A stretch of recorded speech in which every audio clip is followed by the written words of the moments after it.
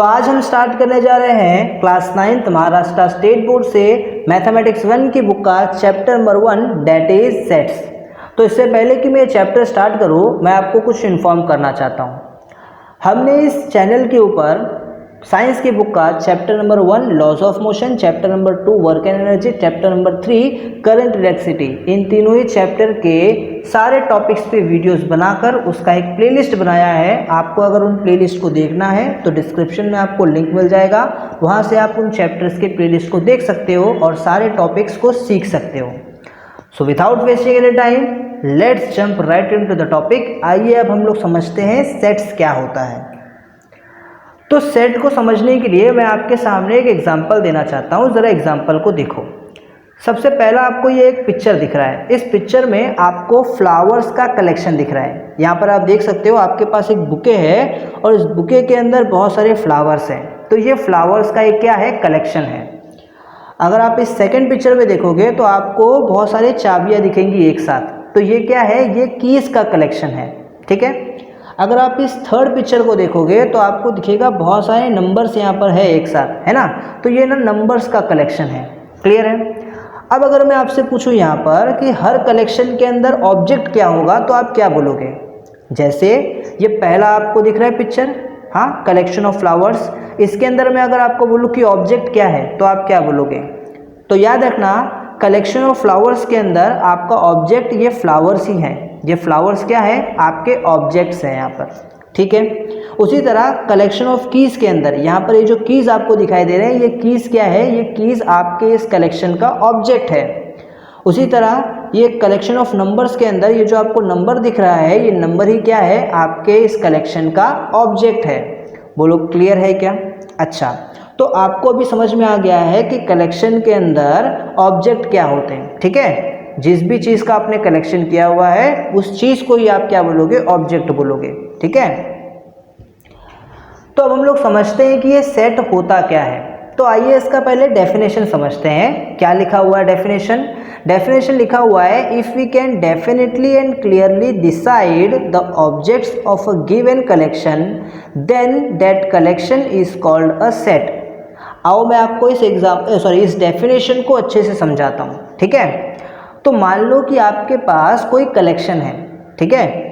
जैसे यही आपके पास है। ठीक है। आपके पास क्या है, कलेक्शन है। ठीक है। अब इस कलेक्शन के अंदर आपको बहुत सारे ऑब्जेक्ट्स दिख रहे हैं। ठीक है। अगर इन ऑब्जेक्ट्स के बारे में आपने डिसाइड कर लिया, नाम सुनते ही आपको समझ में आ गया, हाँ यहाँ पर ये ऑब्जेक्ट्स हो सकते हैं। ठीक है। ऑब्जेक्ट्स का आपको क्या मिल गया, एक क्लियर आइडिया मिल गया। तो फिर आप बोलोगे कि उस कलेक्शन को, कि वो कलेक्शन एक सेट है। ठीक है। आप क्या बोलोगे, आप बोलोगे कि वो कलेक्शन एक सेट है। चलो मैं इसे एक एग्जांपल के साथ आपको समझाता हूँ। ठीक है। जैसे अगर मैंने बोल दिया डेज ऑफ अ वीक, अब आप स्टेटमेंट को सुनो, डेज ऑफ अ वीक, तो अब यहाँ पर क्या कोई कलेक्शन है, ऑफ कोर्स है सर, है ना। वीक में बहुत सारे डेज होते हैं ना, तो डेज का कलेक्शन है। मैं आपको बताता हूँ। तो यहाँ पर आप देख सकते हो कि वीक में जो डेज है मैंने उनका कलेक्शन बोला था। ठीक है। तो वीक में कितने डेज होते हैं, देखो आप देख सकते हो, जैसे मैंने स्टेटमेंट बोला तो मेरे दिमाग में यही आया, है ना, Monday, Tuesday, Wednesday, Thursday, Friday, Saturday. तो ये जो डेज है ये क्या है, डेज आपके ऑब्जेक्ट्स हैं। ये डेज क्या है, ये डेज आपके ऑब्जेक्ट्स हैं। ठीक है। अब इन ऑब्जेक्ट का आपको क्लियरली, आपने इस ऑब्जेक्ट्स को डिसाइड कर लिया, आपने तुरंत डिसाइड कर लिया सुन के कि हाँ इसके अंदर ऑब्जेक्ट्स क्या क्या हो सकते हैं।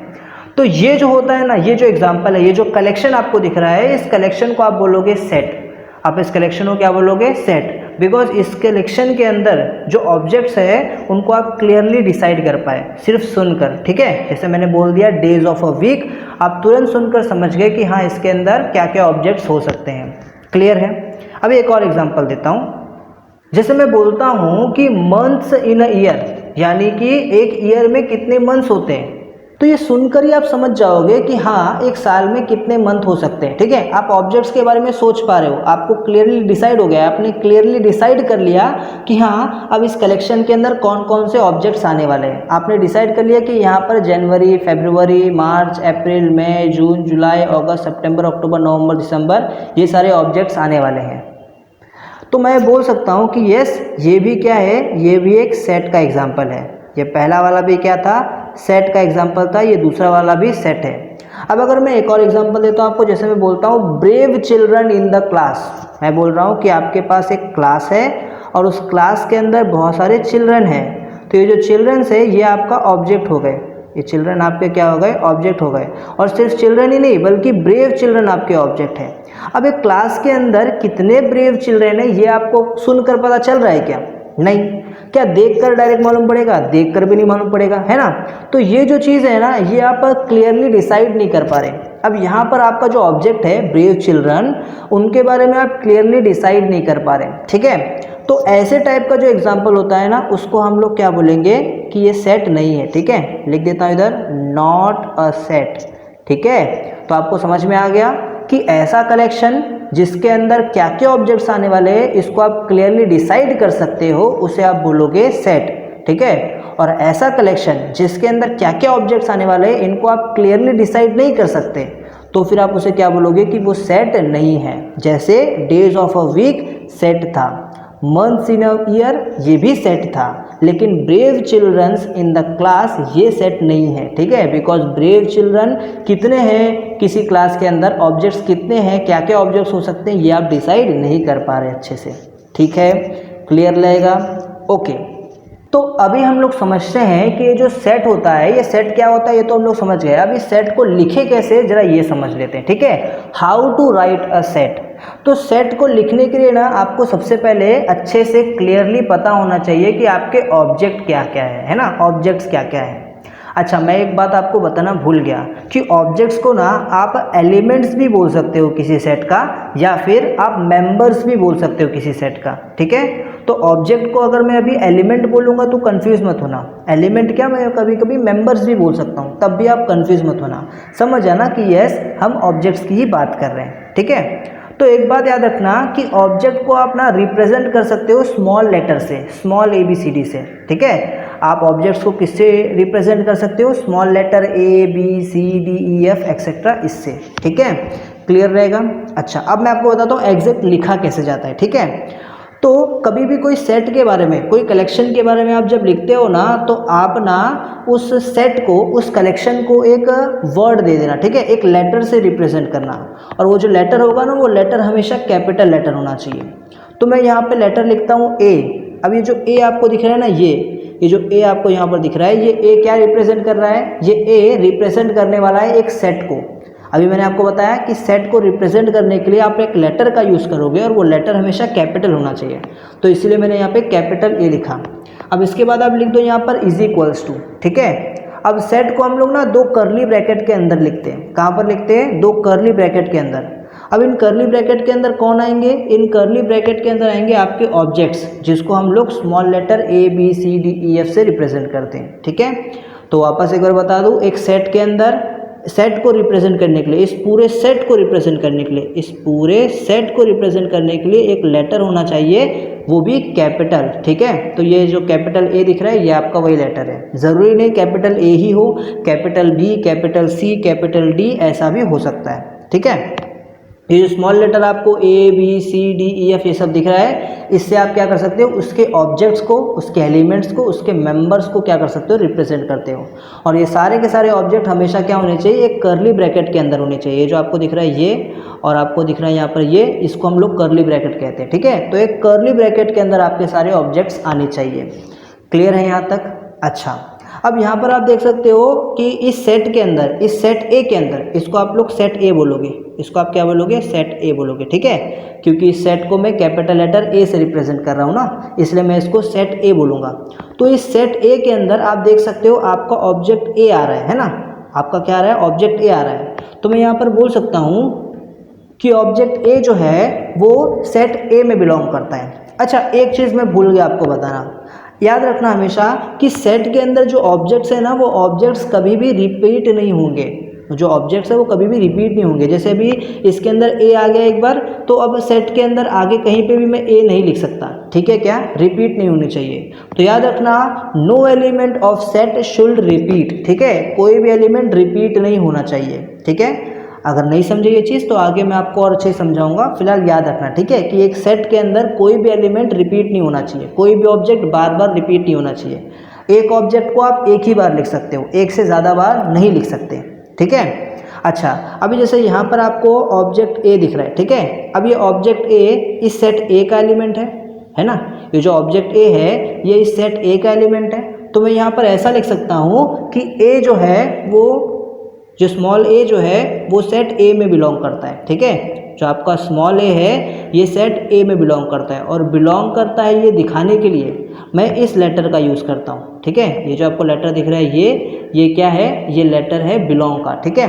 तो मैं यहाँ पर ये बताना चाहता हूँ ये लिख के A belongs to capital A, small A belongs to capital A. इसका मतलब ये होगा कि जो ए है, जो स्मॉल ए है वो सेट ए का पार्ट है। क्लियर रहेगा पक्का। अभी जैसे आप देख सकते हो कि सेट के अंदर नंबर्स नहीं है, 1 2 3 4 नहीं है, ठीक है। तो क्या नंबर जो है जैसे 1 जो मान लो ऐसा एग्जांपल लेता हूँ मैं कि 1 नंबर, हाँ क्या 1 नंबर जो है क्या वो इस सेट ए का पार्ट है? बिल्कुल नहीं। तो मैं यहाँ पर ऐसे लिख दूंगा कि जो नंबर 1 है वो सेट ए को बिलोंग नहीं करता। तो जब कोई चीज़ किसी को बिलोंग नहीं करता तो उसको रिप्रेजेंट करने के लिए मैं ये बिलोंग के साइन को ऐसा कट कर देता हूँ, तो इसका मतलब बिलोंग नहीं करता। जैसे इस सेट के अंदर 2 भी बिलोंग नहीं करता, तो मैं ऐसा लिखूंगा 2 does not belong to set A, समझ गए। जैसे इसमें 3 भी बिलोंग नहीं करता, तो मैं ऐसा लिखूंगा 3 does not belong to set A. बोलो क्लियर है। बट इसके अंदर सी बिलोंग करता है, तो मैं ऐसे लिखूंगा सी बिलोंग्स टू सेट ए। बोलो समझ में आ रहा है आपको? क्लियर है, कोई डाउट नहीं यहाँ तक? ओके। अच्छा, इसे आप ऐसे भी बोल सकते हो हाँ कि C is the member of set A, ऐसा भी बोल सकते हो, या C is the element of set A, ऐसा भी बोल सकते हो, कोई प्रॉब्लम नहीं है। मुझे बताओ यहाँ तक क्लियर है आपको? ओके। अब मैं आपको सेट्स के कुछ एग्जाम्पल देता हूँ, ठीक है। अच्छे से सेट लिखा हुआ आपको कुछ एग्जाम्पल देता हूँ। तो सबसे पहला जो एग्जाम्पल है वो है ये, यहाँ पर आप देख सकते हो ये n दिया हुआ है और यहाँ पे करली ब्रैकेट बना हुआ है, अंदर ऑब्जेक्ट्स लिखे हुए 1 2 3 4 5 6 एंड सो ऑन, ठीक है। अच्छा, एक बात याद रखना, ज़रूरी नहीं है कि सेट के अंदर जो ऑब्जेक्ट्स हैं वो हमेशा फाइनाइट ही हो, उसे हम काउंट ही कर सके। अगर अनकाउंटेबल अगर ऑब्जेक्ट्स भी हैं तो भी चलेगा, बट ऑब्जेक्ट का आपको क्लियर आइडिया होना चाहिए, ठीक है, कि वो ऑब्जेक्ट क्या है। जैसे यहाँ पे इन्फाइनाइट ऑब्जेक्ट्स हैं बट मुझे आइडिया है कि ये ऑब्जेक्ट्स क्या है, ये ऑब्जेक्ट का क्लियर आइडिया है मेरे पास, ठीक है। ये ऑब्जेक्ट क्या है? नेचुरल नंबर है। ये ऑब्जेक्ट्स क्या है? नेचुरल नंबर है। तो मैं यहाँ पे बोल सकता हूँ कि ये जो सेट n आपको दिखाई दे रहा है ये एक नेचुरल नंबर का सेट है। ये क्या है? नेचुरल नंबर का सेट है। इसी तरह मैं एक और एग्जांपल देता हूँ आपको। आप देख सकते हो यहाँ पे लिखा हुआ है W is equals to curly bracket in 0 1 2 3 4 5 6 and so on, ठीक है। तो यहाँ पे इन्फाइनाइट ऑब्जेक्ट्स हैं बट मुझे क्लियर आइडिया है कि ये क्या है? होल नंबर का क्या है? सेट है। तो मैं बोलूँगा W is a set of whole numbers. Clear है। सेम इसी तरह ये आपके सामने दिख रहा है I is equals to in curly bracket dot dot dot dot infinite है -3 -2 -1 0 1 2 3 एंड वापस से इन्फाइनाइट तक, ठीक है। तो ये सब तो इंटीजर्स है ना, तो ये शायद इंटीजर्स का सेट है, शायद क्या सर? इंटीजर्स का ही सेट है। तो यहाँ पर मैं बोलूँगा I is a set of integers. I hope आपको समझ में आ रहा है, क्लियर है आपको? ओके चलो, तो अगर यहाँ तक आपको समझ में आ गया है तो कॉन्ग्रेचुलेशंस। अब हम लोग आगे बढ़ते हैं। तो आगे सुनो, नेक्स्ट टॉपिक क्या है। तो अभी हम लोग समझेंगे कि सेट्स को लिखा कैसे जाए। तो याद रखना, सेट्स को लिखने के हमारे पास टोटल 2 तरीके हैं। सबसे पहला तरीका होता है लिस्टिंग मेथड, या फिर आप उसको रोस्टर मेथड भी बोल सकते हो। पहला है लिस्टिंग मेथड या फिर आप उसको रोस्टर मेथड बोल सकते हो, और दूसरा है रूल मेथड या फिर आप उसको सेट बिल्डर फॉर्म भी बोल सकते हो, ठीक है। मैं दोनों ही आपको अच्छे से एक्सप्लेन करता हूँ। सबसे पहले हम लोग लिस्ट मेथड, ये लिस्टिंग मेथड और रोस्टर मेथड, इसको समझते हैं, ठीक है। तो लिस्टिंग मेथड और आपका रोस्टर मेथड, आओ ज़रा इसको देखते हैं क्या है। इसका डेफिनेशन कहता है the set in which all elements are in curly bracket, एक ऐसा सेट जिसके अंदर जितने भी एलिमेंट हैं, जितने भी उसके ऑब्जेक्ट हैं, वो किस में होने चाहिए? करली ब्रैकेट में होने चाहिए। And each of the element, और हर एक element is written only once, और एक एलिमेंट एक ही बार लिखा होना चाहिए। अच्छा, एंड सेपरेटेड बाय कॉमास, और हर एलिमेंट एक कॉमा से, हर ऑब्जेक्ट एक कॉमा से सेपरेटेड होना चाहिए। तो ये तो अभी तक हम जो सेट पढ़ रहे थे उसी की बात कर रहे हैं ना। तो अभी तक हमने जो सेट को लिखा है ना, अभी तक हमने जो सेट को लिखने का तरीका समझा है वो हमने लिस्टिंग मेथड समझा है। वो हमने क्या समझा है? Listing method. तो एग्जांपल की अगर मैं बात करूँ तो अगर मैं बोलता हूँ कि set of odd numbers between 1 and 10, यानी 1 से लेकर के 10 के बीच में आने वाले जितने भी ऑड नंबर्स हैं उनका सेट बनाओ। तो आप उनका सेट कैसे बनाओगे, आप उनका सेट बनाओगे ऐसे, A is equals to in curly bracket, देखो 1 जो है वो ऑड नंबर नहीं है, ठीक है, तो उसको नहीं लिख सकते। 2 भी आपका ऑड नंबर नहीं है। 3 आपका ऑड नंबर है तो आपने यहाँ पे 3 लिख दिया। 4 आपका ऑड नंबर नहीं है तो उसे आप नहीं लिखोगे। 5 आपका ऑड नंबर है तो आपने वो लिख दिया। 6 आपका ऑड नंबर नहीं है तो उसे आप नहीं लिखोगे। 7 आपका ऑड नंबर है तो आपने उसे लिख दिया। 8 आपका ऑड नंबर नहीं है तो आप उसे नहीं लिखोगे, और 9 आपका ऑड नंबर है तो आपने उसे लिख दिया, ठीक है। तो यहाँ पर ये 9 आपने लिख दिया, तो ये आपका कुछ सेट बन गया, A is equals to in curly bracket 3, 5, 7, 9। तो यहाँ पर आप देख सकते हो, आप इसमें एलिमेंट्स को करली ब्रैकेट के अंदर लिखे हो और हर एलिमेंट को आपने एक कॉमा से सेपरेट किए हो, और एक एलिमेंट एक ही बार लिखा हुआ है। अगर वो एलिमेंट वापस से रिपीट भी हो रहा हो तो भी आप इसके अंदर लिखोगे नहीं उसको, एक एलिमेंट को आप एक ही बार लिखोगे, ठीक है। अच्छा, तो ये आपका हो गया लिस्टिंग मेथड। अच्छा, ज़रूरी नहीं है कि आप इसी ऑर्डर में इसे लिखो, आप ऑर्डर को भी चेंज कर सकते हो, यानी कि आप चाहो तो आप ऐसे भी लिख सकते हो 7, 9, 3, 5। तो देखो पहले आपने लिखा था 3, 5, 7, 9, अब आप लिख रहे हो उसी को 7, 9, 3, 5। तो आपने अब क्या किया, ऑर्डर चेंज कर दिया। तो क्या गलत हो गया क्या आपका सेट? बिल्कुल नहीं। यानी कि लिस्टिंग मेथड के अंदर आप एलिमेंट को कहाँ पर लिख रहे हो ये डिपेंड नहीं करता, ये मैटर नहीं करता। मैटर करता है कि आपने एलिमेंट लिखा कि नहीं, ठीक है। तो अगर आप एलिमेंट को आगे पीछे, ऑब्जेक्ट्स को आगे पीछे लिख दोगे तो भी कोई प्रॉब्लम नहीं है। बोलो, इतनी बातें क्लियर है? चलो एक और एग्जांपल लेते हैं। जैसे अगर मैं बोलता हूँ आपके सामने सेट ऑफ वर्ड रिमेंबर, ठीक है, ये वर्ड रिमेंबर का आपको सेट बनाना है, तो आप क्या लिखोगे, आप यहाँ पर सेट में लिखोगे B is equals to in curly bracket R, E, M, B और करली ब्रैकेट क्लोज। अब ये कैसे बना, तो देखो रिमेंबर वर्ड का आपको सेट बनाना था ना, तो आप इधर B लिखोगे रिप्रेजेंट करने के लिए सेट को, is equals to curly bracket on. अब यहाँ पे आपने R लिखा, सबसे पहला लेटर, फिर कॉमा सेपरेट कर दिया उस ऑब्जेक्ट को, फिर दूसरा ऑब्जेक्ट E लिखा आपने, ओके, इसे सेपरेट कर दिया कॉमा से, फिर तीसरा ऑब्जेक्ट M लिखा आपने, फिर उसे सेपरेट कर दिया कॉमा से। अब देखो E वापस से रिपीट हो गया, लेकिन रिपीट वाले को आप वापस से लिखोगे नहीं इसके अंदर, है ना, इस सेट के अंदर आप उसे रिपीट नहीं कर सकते। वर्ड वापस से आ गया कोई बात नहीं, बट आप उसे इसके अंदर लिख नहीं सकते, तो ई को आपने नहीं लिखा। फिर एम है, देखो एम भी रिपीट हो रहा है, उसे भी आप वापस से लिखोगे नहीं, तो आपने एम भी नहीं लिखा वापस से। फिर बी आया तो बी आपने लिख दिया यहाँ पे। फिर देखो फिर से ई आया, आपने फिर से उसे नहीं लिखा क्योंकि रिपीट हो रहा है। और आर वापस से आया, आर भी आप नहीं लिखोगे क्योंकि रिपीट हो रहा है। तो यहाँ पर आप देख सकते हो आपका सेट बन गया B is equals to in curly bracket R, E, M, B curly bracket off. तो आई होप आपको अब समझ में आ चुका होगा, ठीक है, कि क्या होता है लिस्टिंग मेथड, किस तरह से लिखा जाता है लिस्टिंग मेथड। याद रखना, लिस्टिंग मेथड को हम लोग रोस्टर मेथड भी बोलते हैं, ठीक है, ओके। तो अभी हम लोग समझेंगे रूल मेथड और सेट बिल्डर फॉर्म। तो इसके लिए मैं एग्जांपल सामने लिख देता हूँ पहले। तो देखो एग्जांपल क्या है, the set in which elements are written using variable. अच्छा, मतलब अभी इस सेट के अंदर जो आपका एलिमेंट होने वाले हैं, यानी कि जो आपका ऑब्जेक्ट होने वाला है, उसको आप ना कैसे लिखोगे, आप उसको वेरिएबल का यूज़ करके लिखोगे। वेरिएबल आपको याद है कि नहीं याद है? चलो मैं आपको याद दिलाता हूँ। आपने क्लास 8th में कुछ इक्वेशंस के बारे में पढ़ा था। जैसे एग्जांपल दूँ तो आपने ये इक्वेशन शायद देखा होगा। अच्छा, ये मैं एक रैंडम इक्वेशन लिख रहा हूँ, हाँ, ज़रूरी नहीं यही इक्वेशन होगा, ठीक है। तो आपने ऐसे टाइप का कुछ इक्वेशंस देखा होगा। तो वहाँ पर आप देखते थे ये स्मॉल लेटर जो होते ना, स्मॉल लेटर ऑफ अल्फ़ाबेट्स, वो सब आपको दिए रहते थे। तो ये स्मॉल लेटर्स को ही आप क्या बोलते थे, इसको ही आप बोलते थे वेरिएबल, इनको ही आप क्या बोलते थे, वेरिएबल। तो यहाँ पर इस टाइप के सेट के अंदर क्या होगा कि जो ऑब्जेक्ट्स होंगे ना, उन ऑब्जेक्ट को आप डायरेक्टली नहीं लिखोगे, बल्कि उन ऑब्जेक्ट को इस वेरिएबल के साथ क्या करोगे, रिप्रेजेंट करोगे, ठीक है। क्लियर रहेगा? चलो, अगर नहीं समझा तो अभी आगे समझेगा, रुको जरा सब्र करो, बताता हूँ। Followed by a vertical line. अब जो वेरिएबल है ना, वो वेरिएबल के आगे आप एक क्या लिखोगे, वर्टिकल लाइन लिखोगे, जिसको आप कोलॉन भी कहते हो। एंड फिर आप क्या करोगे, एक प्रॉपर्टी लिख दोगे उस वेरिएबल से रिलेटेड, ठीक है, जिससे आपके सारे ऑब्जेक्ट्स कवर हो जाए, ठीक है। नहीं समझा? चलो मैं समझाता हूँ। जैसे अगर मैं यहाँ पर एग्जाम्पल लूँ, तो एग्जाम्पल के तौर पे मैं बोलता हूँ कि एक ऐसा सेट है जिसके अंदर x आपका वेरिएबल है, और ये जो x है ये नेचुरल नंबर से बिलोंग करता है, और ये 1 जो x है आपका, वो 1 से लेकर के 10 के बीच में आता है।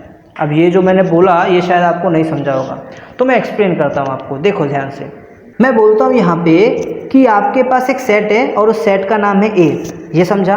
अच्छा, अब आपको पता है कि करली ब्रैकेट में लिखते हैं, तो करली ब्रैकेट ऑन कर दिया, करली ब्रैकेट ऑफ कर दिया। अब मैंने क्या बोला था कि जो एलिमेंट्स होंगे उन एलिमेंट्स को आप वेरिएबल का यूज़ करके लिखोगे। किसका यूज़ करके? वेरिएबल का यूज़ करके लिखोगे। तो यहाँ पे आपने वेरिएबल यूज़ कर लिया x, स्मॉल लेटर x आपने वेरिएबल यूज़ कर लिया, ठीक है। अब क्या करोगे? Followed by a vertical line, यानी कि आप क्या करोगे? उस वेरिएबल के आगे एक वर्टिकल लाइन खींच दोगे, ठीक है, जिसको आप क्या बोलते हो? जिसको आप कोलॉन भी बोलते हो। तो ये आपको दिख रहा है यहाँ पर, ये एक वर्टिकल लाइन आपको दिख रहा है, इसको हम लोग बोलते हैं कोलॉन, ठीक है। अब इसके बाद आपका जो वेरिएबल था यानी कि जो x था, उस x का आप क्या लिख दोगे? प्रॉपर्टी लिख दोगे। आप क्या लिख दोगे? प्रॉपर्टी लिख दोगे। और याद रखना ऐसा लिखना आप प्रॉपर्टी कि जिससे सारे एलिमेंट्स जो है वो कवर हो जाए। तो यहाँ पर आपने देखो प्रॉपर्टी क्या लिखा है, आपने प्रॉपर्टी लिखा हुआ है कि जो आपका x है वो बिलोंग करता है नेचुरल नंबर को, ठीक है। आपका जो x है यानी कि जो आपका ऑब्जेक्ट है वो नेचुरल नंबर में बिलोंग करता है। अब नेचुरल नंबर में कितने नंबर बिलोंग करते हैं? 1, 2, 3, 4 एंड सो ऑन, इतने सारे नंबर्स बिलोंग करते हैं। तो आपने और स्पेसिफाई करने के लिए बोला कि वो जो x है ना, वो x उतने ही नंबर होंगे जो 1 से लेकर के 10 के बीच में आ रहे हैं। कहाँ पर आ रहे हैं? 1 से लेकर के 10 के बीच में आ रहे हैं। यानी कि जो आपका x है यानी कि जो आपका ऑब्जेक्ट है वो ऑब्जेक्ट 1 से बड़ा है और 10 से छोटा है। तो अब यहाँ पर 1 से बड़ा और 10 से छोटा कौन कौन से ऑब्जेक्ट हैं?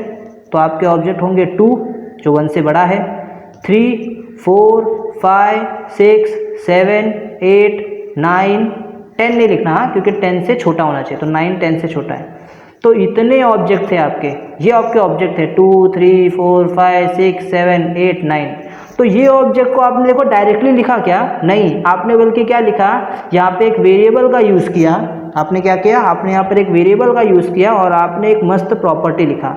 उस प्रॉपर्टी में ही वो सारे के सारे एलिमेंट 2 से लेकर के 9 तक कवर हो गए। समझ गए? तो ये एक बहुत कॉम्प्लेक्स मेथड है, ठीक है। और इसमें आप एक रूल यूज़ करते हो, इसलिए आप इसको क्या बोलोगे? रूल मेथड बोलोगे। क्या बोलोगे? रूल मेथड बोलोगे। बोलो बात समझ में आ रही है? पक्का? आई नो ये मेथड आपको शायद थोड़ा सा टफ लगा होगा, सभी को टफ लगता है, नॉर्मल है। बट इससे क्या होगा ना, आपका लॉजिकल थिंकिंग थोड़ा बढ़ेगा, ठीक है। आपको ना कंडीशंस बनाना समझेगा, इसके लिए आपको ये पढ़ना पड़ेगा, ठीक है। तो ध्यान से आप ना इसको समझते जाओ, आपको धीरे धीरे ये आसान लगने लगेगा, ठीक है। टेंशन लेने की कोई बात नहीं है। मैं भी जब 9th में था ना, मुझे भी ये टफ लगा था, बट यकीन मानो जैसे जैसे टाइम बीतता गया, मैं इसको प्रैक्टिस करते गया, मुझे ये बहुत आसान लगने लगा। अब आज के टाइम पे ना मैं लिस्टिंग मेथड यूज़ नहीं करता, बल्कि मैं रूल मेथड यूज़ करता हूँ। पता है क्यों? बिकॉज रूल मेथड में मैं कंडीशन लेके आराम से शॉर्टकट में सारी चीज़ों को कवर कर सकता हूँ। लेकिन वही अगर मैं लिस्टिंग मेथड यूज़ करूँ तो मुझे पूरा का पूरा एलिमेंट लिखना पड़ेगा, तो इससे मेरा हाथ दर्द होता है। समझ रहे हो? यस। तो रूल मेथड इजी है, बस आपको थोड़ा सा दिमाग लगाने की ज़रूरत है। और अभी आप लोग क्लास 9th में पहुंच चुके हैं, आपका दिमाग बढ़ चुका है, टेंशन मत लो, ठीक है। आपको ये समझेगा, बस थोड़ा सा आपको प्रैक्टिस करने की ज़रूरत है। तो आई होप आपको रूल मेथड और आपको लिस्टिंग मेथड ये दोनों समझ में आ चुका है। अब हम लोग आगे बढ़ते हैं। बट वेट, आपको ना मैं ज़रा सिखा दूँ कि लिस्टिंग मेथड में, सॉरी इस रूल मेथड में हमने जो लिखा हुआ है इसको हम लोग रीड कैसे करते हैं, ठीक है। इसको रीड करना भी सीख लो, ये भी थोड़ा ज़रूरी है, ठीक है। तो पहले तो ये मैंने जो इतना सब लिखा हुआ है, अंडरलाइन किया, उसको मैं मिटा देता हूँ। तो देखो यहाँ पे लिखा हुआ है a इज इक्वल्स टू, ये करली ब्रैकेट में x, ये line x belongs to n, फिर ये 1 लेस देन x, फिर लेस देन 10, ये सब क्या लिखा हुआ है, ठीक है। इसको कैसे रीड करते हैं? तो इसको रीड करते हैं कुछ इस तरह से। आप ऐसे बोलो कि set a is a set of all x such that, ये जो आपको ये लाइन दिख रहा है ना, ये कोलॉन, इसको आप सच डेट बोलोगे, ठीक है। x such that x is a natural number between 1 and 10। तो आप क्या बोलोगे? Set a is a set of all x such that, इस लाइन को बोलोगे such that x is a natural number between 1 and 10। समझ में आया? तो इसको आप इस तरह से रीड कर सकते हो। आई नो एक एग्जाम्पल से कुछ नहीं होता, चलो एक और एग्जाम्पल देता हूँ आपको। जैसे आपके सामने मान लो ये एक क्या दिया हुआ है, रूल मेथड से लिखा हुआ है, ठीक है। एक सेट है जो रूल मेथड से लिखा हुआ है। अब इसको आप किस तरह से रीड करोगे? तो इसको रीड करने के लिए एक काम करो, पहले तो वीडियो को पॉज करो और एक बार खुद से ट्राई करो आप इसे किस तरह से रीड करोगे, और उसके बाद चेक करो कि सही रीड किया कि नहीं आपने। तो ट्राई किया आपने, चलो मैं बताता हूँ इसे किस तरह से रीड करेंगे। इसे रीड करोगे आप कुछ इस तरह से, आप लिखोगे set b is a set of all x, इस लाइन को आप बोलोगे such that x is a prime number, ठीक है। किसके बीच में? Between 1 and 100। सो अगर आपने सेम इसी तरह से रीड किया था तो कॉन्ग्रेचुलेशंस, आपको समझ में आ गया किस तरह से रीड करते हैं, ठीक है। और अगर अभी भी आपने अच्छे से रीड नहीं किया तो आप और भी एग्जांपल्स को इसको देख सकते हो, इसके और भी एग्जांपल्स को देख सकते हो और उससे ट्राई करो एक बार, ठीक है, रीड करना। ओके, चलो तो अभी हम लोग आगे बढ़ते हैं और समझते हैं प्रैक्टिस सेट 1.1। तो स्टार्ट करते हैं प्रैक्टिस सेट 1.1। इसमें सबसे पहला क्वेश्चन आपके सामने दिया हुआ है, write the following sets in roster form. अब आपको ना फॉलोइंग सेट, आपको नीचे कुछ सेट्स दिए हुए हैं, सेट का स्टेटमेंट दिया रहेगा, आपको उसको रोस्टर फॉर्म में लिखना है। याद है रोस्टर फॉर्म क्या होता है? Yes, listing method. ठीक है, आपको लिस्टिंग मेथड में लिखना है। तो देखो सबसे पहला आपको स्टेटमेंट क्या दिया हुआ है? सबसे पहला आपको स्टेटमेंट दिया हुआ है कि set of a even natural number, even natural numbers का सेट है। सबसे पहले तो आप समझो इवन नंबर क्या होता है। तो अगर आपको नहीं पता तो इवन नंबर वो नंबर होता है जो 2 के टेबल में आता है। आपको याद कराने का एक ट्रिक देता हूँ। जैसे इवन क्या है? इवन। मुझे बताओ ये इवन वर्ड के अंदर कितने लेटर है? तो 1 2 3 4, 4 लेटर है ना। टोटल यहाँ पे कितने लेटर है? 4 लेटर। और ये 4 जो है ये 2 के टेबल में डिवाइड होता है। तो याद रखना इवन यानी कि वो नंबर जो 2 के टेबल में डिवाइड होता है। एक ट्रिक है, इससे अगर आप याद रख सकते हो, अगर आप भूल जाते हो तो कि इवन नंबर क्या होता है। इसी तरह से आप याद रख सकते हो ऑड नंबर। अब ऑड नंबर के अंदर कितने लेटर है? 1 2 3, टोटल 3 लेटर है। ठीक है, अब ये 3 2 के टेबल से डिवाइड होता है क्या? Of course not sir. तो इसका मतलब ऑड नंबर वो नंबर होते हैं जो 2 के टेबल से डिवाइड नहीं होते। ठीक है, ये एक छोटा सा ट्रिक था। अगर आप कंफ्यूज होते हो इवन और ऑड में तो ये ट्रिक आपको हेल्प करेगा, और अगर आपको पता है तब तो कोई प्रॉब्लम ही नहीं है। ठीक है, तो यहाँ पर आपको क्या करना है? यहाँ पर आपको इवन नेचुरल नंबर्स का सेट बनाना है। नेचुरल नंबर क्या होता है? जो 1 से स्टार्ट होता है। ठीक है, 1 से स्टार्ट होने वाले सारे पॉजिटिव नंबर। तो यहाँ पर आपको 1 से स्टार्ट होने वाले सारे पॉजिटिव नंबर्स में जितने नंबर इवन है उनका एक सेट बनाना है। ठीक है, तो इसका सॉल्यूशन किस तरह होगा? आप लिखोगे सॉल्यूशन। अब सॉल्यूशन के अंदर आप एक सेट बना दो। तो मैंने यहाँ पर बना दिया एक सेट। ठीक है, ये ए आपका एक सेट है। इसके अंदर देखो सबसे पहला नेचुरल नंबर्स क्या क्या होते हैं? 1 2 3 4 5 6 7 8 एंड सो ऑन। ये सब क्या है? आपके नेचुरल नंबर्स है। अब इसमें इवन नंबर कौन कौन है? 1 आपका इवन नंबर है? बिल्कुल नहीं। 2 आपका इवन नंबर है तो आपने यहाँ पे 2 लेके आ गया। फिर 3 आपका इवन नंबर नहीं है। 4 आपका इवन नंबर है तो आप यहाँ पे 4 लेके आ गए। फिर 5 आपका इवन नंबर नहीं है। 6 आपका इवन नंबर है तो आप यहाँ पे 6 लेके आ गए। 7 आपका इवन नंबर नहीं है। 8 आपका इवन नंबर है तो आप यहाँ पे 8 लेके आ गए एंड सो ऑन। ठीक है, तो इस तरह से आपका सेट बन गया A is equals to curly bracket on 2 4 6 8 and so on curly bracket off. I hope आपको समझ में आ गया होगा। तो ये मैंने सारे डिस्टर्बेंस हटा दिए। अब चाहिए तो आप इसका स्क्रीनशॉट ले लो। आगे बढ़ते हैं। ओके, तो सेकंड क्वेश्चन आपका दिया हुआ है set of even prime numbers from 1 to 50। ठीक है, तो अब ये समझो कि सर ये इवन प्राइम नंबर्स क्या होते हैं। ठीक है, अब इवन क्या होता है ये तो आप सबको समझ में आ चुका होगा, मैंने अभी आपको ट्रिक बताया। ठीक है, ये प्राइम नंबर क्या होता है? तो प्राइम नंबर वो नंबर होते हैं जो खुद के ही टेबल में आते हैं एक्सेप्ट 1। ठीक है, 1 को छोड़ के जितने भी नंबर्स हैं जो खुद के ही टेबल में आते हैं उनको आप क्या बोलोगे? Prime number.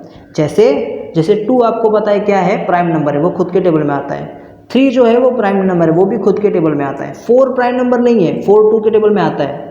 5 जो है वो प्राइम नंबर है, वो खुद के टेबल में आता है। 6 भी 3 के टेबल में आता है, वो प्राइम नंबर नहीं है। 7 जो है वो भी प्राइम नंबर है, वो खुद के टेबल में आता है। 8 भी दूसरे के टेबल में आता है। 9 भी दूसरे के टेबल में आता है। 10 भी दूसरे के टेबल में आता है। 11 खुद के टेबल में आता है। ठीक है, इसी तरह 13 आता है खुद के टेबल में, और फिर 15 भी नहीं, 16 भी नहीं, 17 आता है खुद के टेबल में, एक्सेट्रा एक्सेट्रा। समझ गए? तो ये सब क्या है? प्राइम नंबर्स है। ये सब क्या है? प्राइम नंबर्स है। अब आपको ये बताना है कि इवन प्राइम नंबर्स कितने हैं 1 से लेकर के 50 तक, उनका आपको सेट बनाना है। तो देखो सॉल्यूशन किस तरह होगा। तो आप लिखो सॉल्यूशन के अंदर एक सेट का नाम लिख दो। मैंने एक सेट ले लिया B। ठीक है, अब इस B के अंदर मैंने लिखा सिर्फ 2। इसके अंदर मैंने क्या लिखा? मैंने लिखा सिर्फ 2। अब यहाँ पर आप देखोगे ना, आप जितने भी यहाँ पर सेट बनाए हो, अब ये तो मैंने सिर्फ 17 तक लिखा, अगर इसको आप 50 तक भी लिख देते और उसके बाद भी आप चेक करते ना, तो इन सारे के सारे प्राइम नंबर्स में आपको इवन सिर्फ एक ही नंबर मिलता, वो है 2 बस। देखो 2 के अलावा ये 3 इवन नहीं है, ये भी इवन नहीं है, ये भी इवन नहीं है, ये भी इवन नहीं है, ये भी इवन नहीं है, ये भी इवन नहीं है। अगर आप 50 तक ट्राई कर लेते सब के सब आपको इवन नहीं मिलते, सिर्फ 2 अकेला है जो इवन होता है। इसीलिए हम लोग यहाँ पर लिखेंगे B is equals to in curly bracket only 2 करली ब्रैकेट ऑफ, यानी कि इस सेट के अंदर सिर्फ एक ही ऑब्जेक्ट है, डेट इज 2। तो ये मैंने सब कचरे हटा दिए जो आसपास मैंने लिखा था सब। तो ये आपका बन गया सॉल्यूशन। सो आई होप आपको ये भी समझ में आ गया होगा। अब देखते हैं थर्ड क्वेश्चन आपका। थर्ड क्वेश्चन है set of negative integers. Negative integers का आपको क्या बनाना है, सेट बनाना है, ठीक है।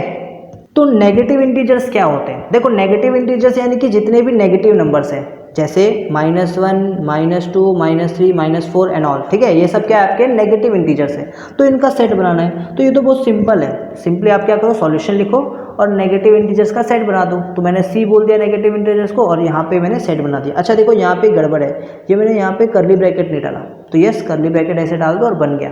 तो c is equals to in curly bracket -1, -2, -3, -4, -5 and so on, ठीक है। तो ये बन गया आपका सॉल्यूशन। आई होप आपको ये भी समझ में आ गया होगा। अब इसके बाद आगे बढ़ते हैं और देखते हैं आपका नेक्स्ट, ठीक है। फोर्थ क्वेश्चन है 7 basics sound of a Sargam that is सुर। तो देखो आपको पता है 7 सुर होते हैं, वो 7 सुर आपको लिखने हैं, उनका आपको क्या लिखना है, सेट लिखना है। तो सॉल्यूशन में आप क्या करो, लिख दो आपका सेट डी, नाम मैंने डी दे दिया ऐसे ही। और पहला आपका सरगम क्या होता है, सा रे गा मा पा दा नी सा। सा वापस आ गया, रिपीट हो गया वो, ठीक है। टोटल 7 ही होते हैं, देखो ना 1 2 3 4 5 6 7, ठीक है। तो ये आपके क्या हो गए, 7 बेसिक साउंड्स के सेट हो गए, ठीक है। क्लियर है, जो कि रोस्टर फॉर्म में, लिस्टिंग फॉर्म में, ठीक है क्या। तो आप चाहिए तो इसका भी स्क्रीनशॉट ले लो। ये हो गया आपका मेन क्वेश्चन नंबर 1, ठीक है। मेन क्वेश्चन नंबर 1 आपका भी खत्म हो गया शायद, है ना। चलो अब हम लोग मेन क्वेश्चन नंबर 2 पर आते हैं। देखो आपका मेन क्वेश्चन नंबर 2 क्या लिखा हुआ है, write the following symbolic statement in words. अब आपको यहाँ पर कुछ सिंबॉलिक स्टेटमेंट दिए रहेंगे, उनको आपको वर्ड्स में लिखना है, ठीक है। सिंबल में दिया रहेगा आपको, स्टेटमेंट सिंबल में दिया रहेगा, आपको उसको वर्ड में कन्वर्ट करना है। तो देखो सबसे पहला आपको दिया हुआ है 4/3, क्या दिया है आपको, दिया है 4/3 इज बिलोंग्स टू, इस साइन को हम लोग क्या बोलते हैं, बिलोंग टू बोलते हैं, बिलोंग्स टू सेट क्यू। ये क्यू है ना, कैपिटल क्यू है, मतलब ये पक्का किसी सेट को रिप्रेजेंट कर रहा होगा। मैंने पहले ही बोला था ना आपको कि जो कैपिटल लेटर्स होते हैं वो हमेशा किसी सेट को रिप्रेजेंट करते हैं। तो ये कैपिटल क्यू भी क्या कर रहा होगा, किसी सेट को रिप्रेजेंट कर रहा होगा। तो इसे आप किस तरह लिखोगे, तो सॉल्यूशन में आप सिंपली लिखोगे कि 4/3 is an element of set Q, ऐसा बोलो। या एलिमेंट के जगह आप क्या बोल दो, मेंबर बोल दो। इस एलिमेंट की जगह अगर आप मेंबर ही बोल दोगे तो भी कोई प्रॉब्लम नहीं है, आप ऐसा ही बोल सकते हो 4/3 is a member of set Q, ऐसा भी बोल सकते हो, ठीक है। आई होप ये समझ में आ गया होगा। इतना ही करना है, टेंशन मत लो, बहुत ईजी है, ठीक है। चलो आगे बढ़ते हैं अभी हम लोग।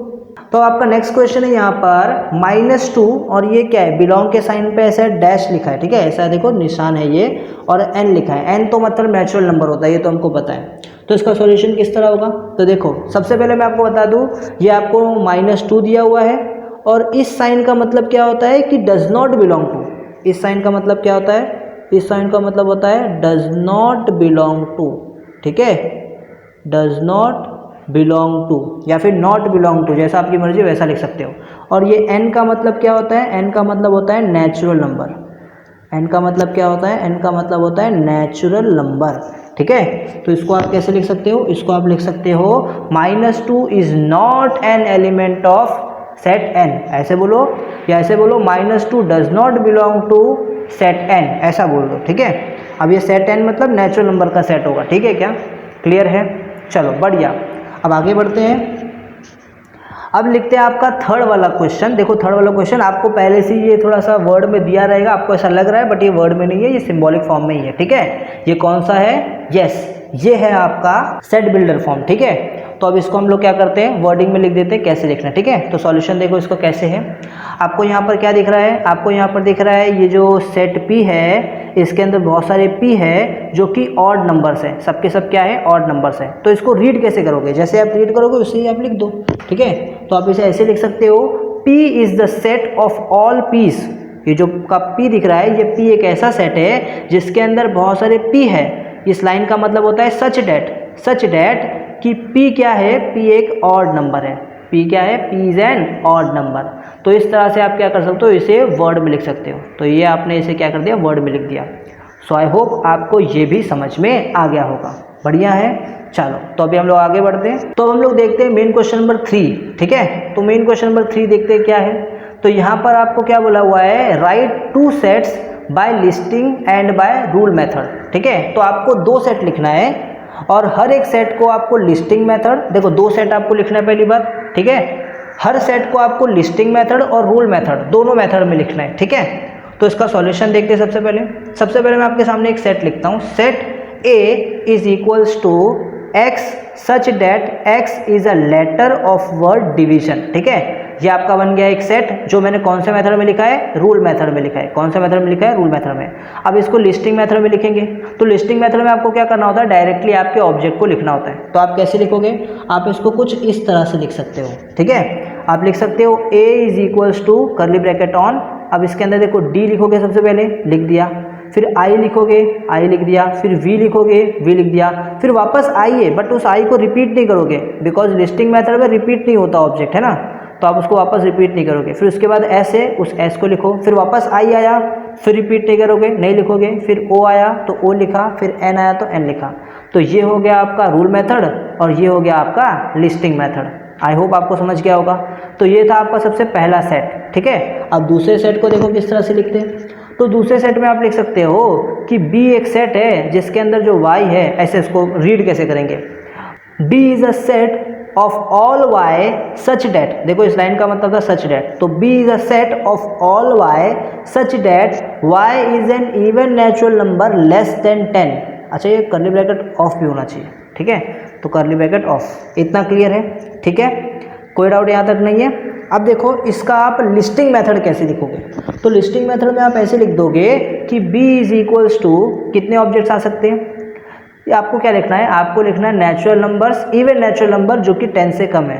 तो नेचुरल इवन नंबर क्या होते हैं, इवन नंबर होता है 2, 4, 6, 8, 10। ठीक है, अब इसमें नेचुरल, ये सब के सब नेचुरल नंबर भी है क्या, यस, सब के सब नेचुरल नंबर है। अब इसमें 10 से कम कितने नंबर है, तो ये 4 नंबर आपके 10 से कम है, तो इन चारों को ही आपको लिखना है। तो आपने लिखा अंदर 2, 4, 6, 8, तो ये आपका बन गया लिस्टिंग मेथड। बोलो समझ में आया क्या, क्लियर है यहाँ तक। तो ये मैंने आपको लिख दिया, 2 सेट लिख के दे दिया, 2 सेट जो कि लिस्टिंग मेथड में भी है और रूल मेथड में भी है। ठीक है, तो अभी हम लोग देखेंगे मेन क्वेश्चन नंबर 4। और देखते हैं मेन क्वेश्चन नंबर 4 आपको क्या दिया हुआ है। तो मेन क्वेश्चन नंबर 4 में आपको लिखा हुआ है write the following sets using listing method. ठीक है, तो आपको कुछ सेट्स के स्टेटमेंट दिए हुए हैं यहाँ पर, जिनको आपको लिस्टिंग मेथड में कन्वर्ट करना है। ठीक है, तो देखो सबसे पहला आपको क्या दिया हुआ है, सेट का स्टेटमेंट क्या दिया हुआ है, all months in the Indian solar year. Indian solar year में, कहाँ पे, इंडियन सोलर ईयर में जितने भी मंथ आते हैं उनका सेट लिखो। अब यहाँ पे कुछ बच्चे सोच रहे होंगे कि मैं जनवरी, फरवरी, मार्च, अप्रैल ये सब लिख दूँ, तो याद रखना ऐसा कुछ नहीं है, यहाँ पर इंडियन बोला गया है, इंडियन सोलर ईयर। तो इंडियन सोलर ईयर में यानी कि इंडिया के हिसाब से जो आपका जनवरी, फरवरी, मार्च, अप्रैल है, ये कुछ अलग तरीके से लिखा जाता है। कैसे लिखते हैं मैं ज़रा वो आपको बताता हूँ। तो सॉल्यूशन में आप लिखोगे यहाँ पर कि सेट ए जो है उसके अंदर आपके ऑब्जेक्ट्स आ जाएंगे। सबसे पहला चैत्र, वैशाख, ज्येष्ठ, आषाढ़, श्रावण, भाद्र, अश्विन, कार्तिक, मर्गीश, पौष, मेघ और फाल्गुन। ठीक है, ऐसे आप लिख दोगे। अब आप बोलोगे ये क्या सर अजीबोगरीब नाम में आप बोल रहे हो यहाँ पे, तो याद रखना ये ना इंडियन मंथ है। ठीक है, इंडियन मंथ है, एक साल में कितने मंथ होते हैं, इंडियन मंथ है, जैसे जनवरी, फरवरी, मार्च, अप्रैल होता है ना, वैसा ये है। ठीक है, तो ये आपको क्या करना होगा, याद करना होगा। ठीक है, तो ये आपका सेट है, कौन सा सेट है, इंडियन सोलर ईयर का सेट है। ठीक है, इसके अंदर ये जो मैंने नाम लिखे हुए ये सब के सब ऑब्जेक्ट है, आपके मंथ्स के नेम है। ठीक है, क्लियर रहेगा, जिसको मैंने लिस्टिंग मेथड में लिखा हुआ है। अब सेकंड आते हैं, सेकंड देखते हैं सेकंड क्वेश्चन क्या है। तो सेकंड क्वेश्चन दिया हुआ है letters in the word complement. ठीक है, कॉम्प्लीमेंट लेटर का जो वर्ड है, सॉरी कॉम्प्लीमेंट जो वर्ड दिख रहा है, इसमें जो लेटर्स आने वाले हैं उन लेटर्स को आपको लिस्टिंग मेथड में लिखना है। ठीक है, उन लेटर्स का सेट जो बनेगा उसको लिस्टिंग मेथड में लिखना है। तो देखो सॉल्यूशन क्या है, आप यहाँ पे सॉल्यूशन लिख सकते हो, B is a set of, ये जो बी है सेट का नाम आपने बी दिया है, is equals to curly bracket on, पहले आप सी लिख दो, लिख दिया, ओ लिख दो, लिख दिया, एम लिख दो, लिख दिया, पी लिख दो, लिख दिया, एल लिख दो, लिख दिया, ई लिख दो, लिख दिया। अब एम नहीं लिख सकते वापस, क्यों, रिपीट हो गया ना, इससे पहले हो चुका है। अच्छा, तो एम नहीं लिखा, फिर ई भी नहीं लिख सकते आप, नहीं, इससे पहले हो चुका है।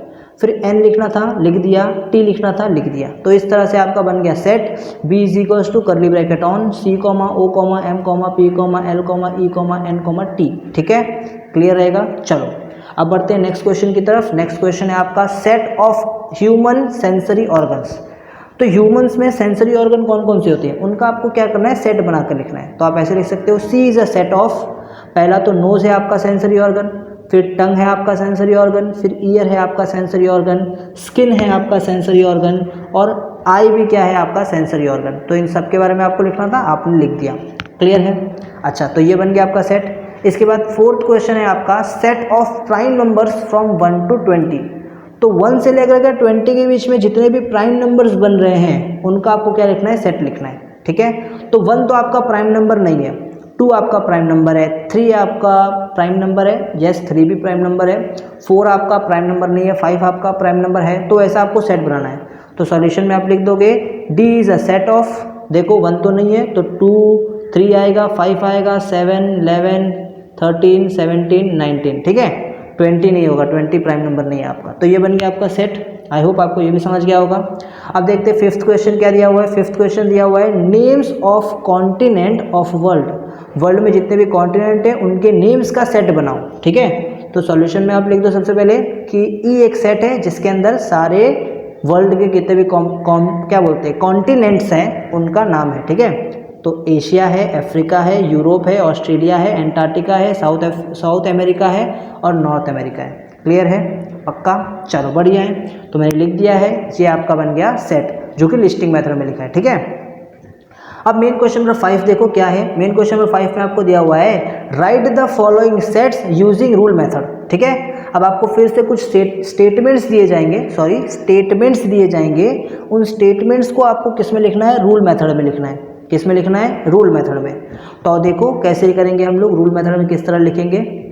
तो सबसे पहला स्टेटमेंट आपके सामने दिया हुआ है a is equals to curly bracket on 1, 2, 4, 9, 16, अच्छा ये ना एक लिस्टिंग मेथड है। ठीक है, ये आपके सामने लिस्टिंग मेथड है। इस लिस्टिंग मेथड से आपको क्या करना है, आपको इसको रूल मेथड में कन्वर्ट करना है। आपको क्या करना है, इसे रूल मेथड में कन्वर्ट करना है। तो किस तरह से कन्वर्ट करेंगे आओ देखते हैं। तो मैं यहाँ पे सॉल्यूशन लिख देता हूँ सबसे पहले। तो देखो इसे कैसे लिखोगे आप, सबसे पहले तो आपका सेट का नाम क्या है, ए, तो आप यहाँ लिख दो A is equals to curly bracket on. Rule method में क्या होता है, रूल मेथड में कर्ली ब्रैकेट तो होता है, तो मैंने कर्ली ब्रैकेट लिख दिया है। अब आपको वेरिएबल का यूज़ करना है, तो इन सबको आपको वेरिएबल में बनाना है। ठीक है, तो आपको एक वेरिएबल यूज़ करना है, तो मैं यहाँ पर एक्स वेरिएबल यूज़ कर लेता हूँ। क्या यूज़ कर लेता हूँ, एक्स वेरिएबल। तो मैं लिखता हूँ एक्स मेरा वेरिएबल है। फिर आपको एक वर्टिकल लाइन बनाना होता है, तो मैं यहाँ पे एक वर्टिकल लाइन बना लेता हूँ। फिर आपका जो x है वो x लिख देता हूँ। अब ये x के आपको प्रॉपर्टी लिखनी है। ठीक है, अब ये सबसे मुश्किल काम है और ये कैसे करूँ मैं आपको वो बताता हूँ। ठीक है, ध्यान से सुनो। तो सबसे पहले तो आपको ये जितने भी ऑब्जेक्ट्स दिख रहे हैं, ये ऑब्जेक्ट्स क्या है, ये सब के सब ऑब्जेक्ट्स आपको ना नेचुरल नंबर्स दिख रहे होंगे। ये सब के सब जो ऑब्जेक्ट्स हैं, ये ऑब्जेक्ट्स आपके क्या है, नेचुरल नंबर्स हैं, है ना। सब के सब क्या है, नेचुरल नंबर्स है। सही बात है, चलो इतना तो समझ में आ गया। तो आप यहाँ पर ऐसे लिख सकते हो कि ये जो x है ये बिलोंग करता है नेचुरल नंबर से। ठीक है, बट अगर आप ध्यान दो तो इसमें सिर्फ नेचुरल नंबर्स नहीं है। ये 1 आया, फिर 4 आया, फिर 9 आया, फिर 16 आया, फिर 25 आया, फिर 36 आया, 49, 64, 81, 100। ये सब के सब आपको ना परफेक्ट स्क्वायर दिख रहे हैं। अब जिसको नहीं पता परफेक्ट स्क्वायर क्या होता है मैं आपको बता दूं। जैसे 1 का स्क्वायर करोगे तो 1 आता है, 2 का स्क्वायर करोगे तो 4 आता है, 3 का स्क्वायर करोगे तो 9 आता है, 4 का स्क्वायर करोगे तो 16 आता है। तो ये जो नंबर मिल रहे हैं 1, 4, 9, 16, इनको हम लोग क्या बोलते हैं, परफेक्ट स्क्वायर बोलते हैं। क्या बोलते हैं, परफेक्ट स्क्वायर। तो ये जो आपको दिख रहे हैं ना ऑब्जेक्ट्स, ये सारे के सारे ऑब्जेक्ट्स क्या है, परफेक्ट स्क्वायर है। क्या है, परफेक्ट स्क्वायर है। समझ में आ रहा है। तो इनका आप रूल कैसे लिख सकते हो, इनका आप क्या बोलते हैं, प्रॉपर्टी कैसे लिख सकते हो। तो इनका प्रॉपर्टी आप इस तरह से लिख सकते हो। आप ये बिलोंग का साइन हटा दो, आप ऐसे लिख दो कि x जो है वो एक ऐसा नंबर है जो कि n स्क्वायर में आता है। ठीक है, n स्क्वायर में मतलब इस n के जगह पे आप कोई भी अपना नंबर लिख सकते हो। ठीक है, आप कोई भी नंबर लिख सकते हो। अब जो नंबर्स होंगे यहाँ पे वो नंबर किसको बिलोंग करते होंगे, नेचुरल नंबर को बिलोंग करते होंगे। किसको बिलोंग करते होंगे, नेचुरल नंबर्स को। ठीक है, तो नेचुरल नंबर्स को बिलोंग करने वाले जो नंबर्स है उनका स्क्वायर करोगे तो आपको x मिलेगा। ठीक है, ये कंडीशन बना दिया मैंने ये क्या बना दिया आपके सामने, कंडीशन बना दिया। ठीक है, कोई प्रॉब्लम नहीं है। वापस एक बार बताता हूँ, x जो है वो किसके इक्वल है, n स्क्वायर के इक्वल है। सर n स्क्वायर ही क्यों लिया आपने, n स्क्वायर इसलिए लिया बिकॉज सबके सब क्या थे, परफेक्ट स्क्वायर थे। तो परफेक्ट स्क्वायर स्क्वायर करके ही मिलते हैं ना, देखो ना स्क्वायर करने पे ही मिलते हैं ना। तो ये 1, 2, 3, 4 का स्क्वायर करोगे तो आपको ये नंबर्स मिल रहे हैं ना। तो ये जो 1, 2, 3, 4 है ये सबको मैंने n बोल दिया। ठीक है, और ये n क्या है, ये n नेचुरल नंबर है, तो इस सिर पे n belong to natural number भी लिख दिया। अब अगर आप ध्यान दोगे तो ये नेचुरल नंबर जो है वो तो इन्फाइनाइट तक होता है, तो ये n भी इन्फाइनाइट तक चला जाएगा, बट हमको सिर्फ कहाँ तक लेना है, वहाँ तक लेना है कि 100 ही मिले। तो 100 कब तक मिलता है, तो 10 का स्क्वायर जो होता है वो 100 होता है। तो हमको क्या करना है, ये जो n है उसको 10 तक ही लिमिटेड रखना है। कहाँ तक लिमिटेड रखना है, 10 तक ही लिमिटेड रखना है। तो मैं यहाँ पे ऐसा ही बोल दूंगा, n जो है वो क्या रहेगा, वो लेस और इक्वल्स टू रहेगा 10। क्या रहेगा, लेस और इक्वल्स टू रहेगा 10, और यहीं पे आप क्या कर दो, कर्ली ब्रैकेट क्लोज कर दो। तो ये आपका बन गया कंडीशन। तो यहाँ पे मैं एक और बार लिख देता हूँ, आपका कंडीशन बन गया a is equals to curly bracket on x आपका variable such that x is equals to n square where n belongs to natural number and n is less और इक्वल्स टू 10। ठीक है, तो ये आपका क्या है, ये आपका क्या है, ये आपका बन गया रूल मेथड।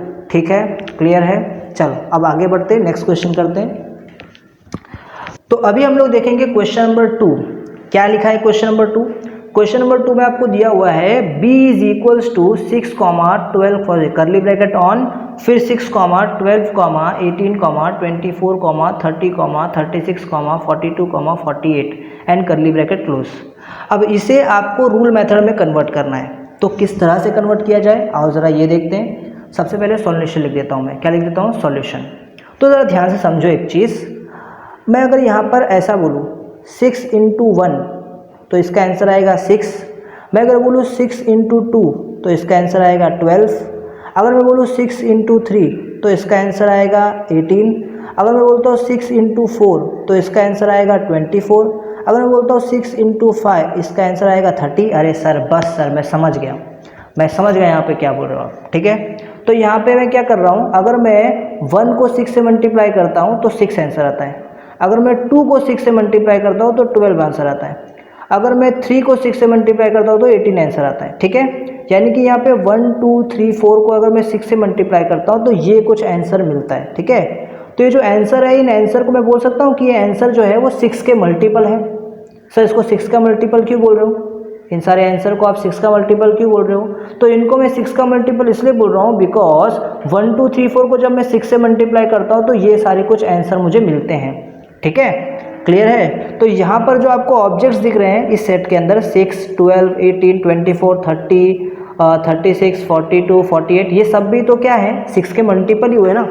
तो 6 के मल्टीपल को किस तरह से फाइंड किया जाता है, तो 6 के मल्टीपल को फाइंड करने के लिए आपको क्या करना है, अपने नंबर्स को आपको जस्ट 6 से क्या करना है, मल्टीप्लाई करना है। अपने नंबर्स को जस्ट आपको 6 के साथ क्या करना है, मल्टीप्लाई करना है। तो अब इतना समझ गए ना। तो अब देखो इसकी कंडीशन को मैं किस तरह से लिखूंगा। तो रूल मेथड में लिखने के लिए आप सबसे पहले तो सेट का नाम दे दो b, फिर कर्ली ब्रैकेट ऑन कर दो। अब एक वेरिएबल चूज़ कर लो, तो मैं यहाँ पे y वेरिएबल चूज़ करता हूँ सच डेट y। अब ये y किसके इक्वल है, y जो है वो मल्टीपल ऑफ 6 के इक्वल है ना। ये सब के सब क्या है, 6, 12, 18, 24, 30, ये सब के सब क्या है, ये सब के सब मल्टीपल ऑफ 6 है। तो मल्टीपल ऑफ 6 को कैसे लिखते थे, यस 6 से मल्टीप्लाई कर दो किसी भी नंबर्स को। तो ये जो n है ये नंबर है जिसको मैंने किससे मल्टीप्लाई किया, 6 से मल्टीप्लाई किया। तो मेरा y की वैल्यू क्या हो गई, 6n हो गई। 6n यानी कि मल्टीपल ऑफ 6 हो गया। अब ये जो n है ना, ये n क्या है, ये n कहाँ से स्टार्ट होता है, सर ये n जो है वो 1 से स्टार्ट होता है, इन्फिनाइट तक जा सकता है, मतलब ये नेचुरल नंबर है। तो मैं यहाँ पे बोल सकता हूँ कि जो मेरा n है वो बिलोंग करता है नेचुरल नंबर से। किससे बिलोंग करता है, नेचुरल नंबर से बिलोंग करता है। बट एक और बात यहाँ पर आपको याद रखना होगा कि जो n है ये n ना इन्फिनाइट तक नहीं है, ये n कहाँ तक है, ये n वहाँ तक है जहाँ तक आंसर आपका क्या है, 48। तो 6 के टेबल में 48 कब आता है, तो 6 8 जा 48 होता है ना। तो n की वैल्यू 8 तक ही होगी।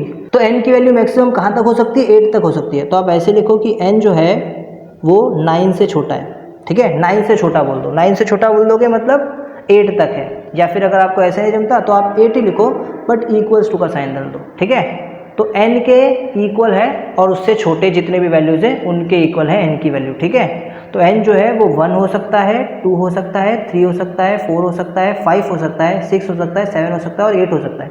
इसके बाद कुछ नहीं हो सकता। ठीक है, तो यही है n की वैल्यू। और इनको अगर आप क्या करोगे, 6 से मल्टीप्लाई करोगे तो आपको यही सब ऑब्जेक्ट्स मिलेंगे, यानी कि ये आपका बन गया कंडीशन। तो एक बार ज़रा अच्छे से लिख देता हूँ मैं यहाँ पे, b is equals to curly bracket on y such that y is equals to 6n, n belongs to natural number where n is less और इक्वल्स टू 8। क्लियर रहेगा, ये बन गया आपका आंसर। ठीक है, सो आई होप आपको ये भी समझ में आ गया होगा। अब बढ़ते हैं आगे। तो अब थर्ड क्वेश्चन आपके सामने क्या दिया हुआ है, थर्ड क्वेश्चन दिया हुआ है C is equals to in curly bracket S comma M comma I comma L comma E. ठीक है, कर्ली ब्रैकेट ऑफ। अब ये क्या है, तो इसको आपको रूल मेथड में कन्वर्ट करना है। ठीक है, तो देखो बहुत ईजी है ये तो। ठीक है, सॉल्यूशन लिख दो। ये आपको दिख रहा है स्माइल वर्ड से बना हुआ है। ठीक है, किससे बना हुआ है, स्माइल वर्ड से बना हुआ है। ठीक है, तो इसके लिए आप क्या लिख सकते हो, इसके लिए आप लिख सकते हो कि क्या लिखूंगा मैं, चलो मैं लिखता हूँ C is equals to curly bracket on. ठीक है, कोई आपको क्या देना होगा, कोई एक वेरिएबल चूज़ करना होगा। तो यहाँ पे वेरिएबल चूज़ कर लेता हूँ, x ही चूज़ करता हूँ। ठीक है, x such that x is a letter. x जो है उसका आंसर एक लेटर होगा, लेटर ऑफ वर्ड। कौन से वर्ड का, तो ये स्माइल वर्ड से बना हुआ है ना, तो यहाँ पे आप लिख दो स्माइल। ठीक है, स्माइल पूरा लिखा ना, SMILE, यस। तो ये स्माइल, इस वर्ड से क्या हुआ है, ये लेटर बना हुआ है। ठीक है, ये जो आपका सेट है ये इस लेटर से बना हुआ है। तो इस तरह से आप लिख सकते हो। ठीक है, क्लियर रहेगा, तो बहुत ईजी था ये।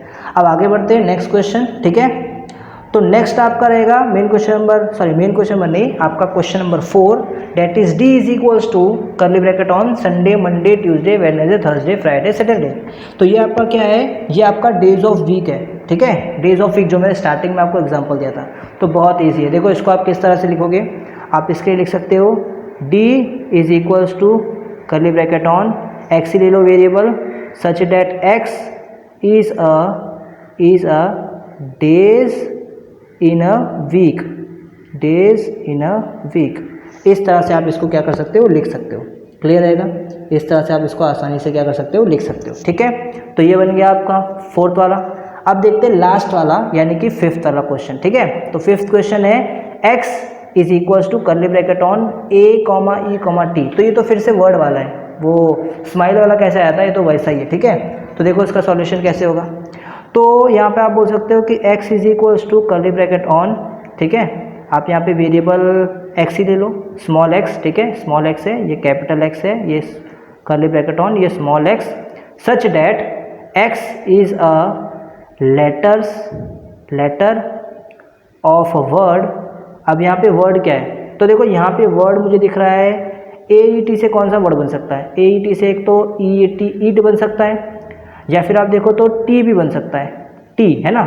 तो आपकी मर्जी, आप दोनों में से कुछ भी लिख सकते हो। ठीक है, तो मैं यहाँ पे लिख देता हूँ वर्ड ईट। ठीक है, वर्ड ईट, या फिर आप चाहिए तो ऐसा भी लिख सकते हो x is equals to curly bracket on x such that x is a letter of word T. ठीक है, ऐसा भी आप लिख सकते हो। सो आई होप आपको ये वीडियो समझ में आया होगा। ठीक है, आपको सारे एक्सप्लेनेशन, सारे सम्स अच्छे से समझ में आ गए होंगे। अगर आपको ये सारी चीज़ें समझ में आ गई है तो इस वीडियो को लाइक कर देना, और इस चैनल की हेल्प करने के लिए आप इस वीडियो को अपने दोस्तों के साथ ज़रूर शेयर करना। ठीक है, अब मैं मिलता हूँ आपसे नेक्स्ट वीडियो लेक्चर में, जिसमें हम लोग प्रैक्टिस सेट 1.2 सीख रहे होंगे। तो तब तक के लिए